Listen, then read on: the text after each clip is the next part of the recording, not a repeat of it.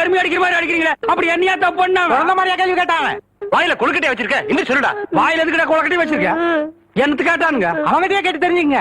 ஆனா ஒண்ணுதாங்க, ஆவனா தான் ரெண்டு. இனிமே அவங்கிட்ட துணி கொடுத்து அனுப்பிச்ச நீ ஊர்லயே இருக்க மாட்டே.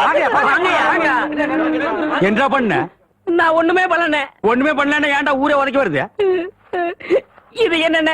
எலுமிச்சம்பழம். இதுக்கு முன்னாடி எலுமிச்சங்காய். இது என்னென்ன? வாழைப்பழம். இதுக்கு முன்னாடி வாழைக்காய். இது என்னென்ன? மாம்பழம். இதுக்கு முன்னாடி மாங்காய். இது என்னென்ன? தேங்காய். இதுக்கு முன்னாடி இத தன்ன கேட்டேன், இதுக்கு போட்டு அடிக்கிறாங்க. அறிவு கேட்டவனுங்க எவ்வளவு பெரிய ஒரு விஷயத்தை கேட்டிருக்க, இதுக்கு போய் உதைக்கிறாங்களே. அதாவது கழுது மேய்க்கிற பையனுக்கு இப்படி ஒரு அறிவான்னு உன் மேல எல்லாருக்கும் பொறாமடா. நீ சொன்ன வாக்கியத்தை தஞ்சாவூர் கோயில் கல்வெட்டுல வெட்டி வச்சிட்டு பக்கத்திலேயே நீ உட்கார்ந்துக்க.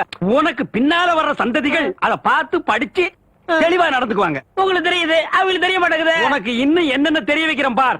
அப்படியே இப்படி வா.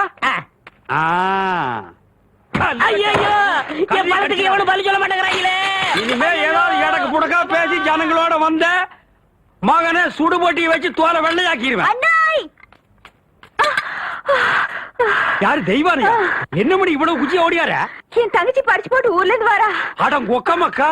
அவ வரும்போது நான் கந்தலோட நின்னா பாவம் அக்கா கஷ்டப்படுது நினைக்கும்ல, அதுக்கு தான் துவைக்க போட்ட துணில இருந்து வாங்கிட்டு போலான்னு வந்தேன். ஏனமணி தங்கச்சியை படிக்க வைக்கிறேன்னு நினைச்சது சாதிச்சு புட்டியாமணி. இந்த பாரு, உன் தங்கச்சி வர்ற இன்னைக்கு எவ்வளவு பட்டு புடவை போட்டு வச்சிருப்பா, நான் எடுத்து கொடுக்குறேன். இன்னைக்கு மட்டும் ஜோ ஜோ ஜோன்னு கட்டிட்டு போய் உன் தங்கச்சி முன்னாள் இல்ல மணி. ஐயோ அதெல்லாம் வேணாம், எனக்கு என்ற சாலியே போதும்.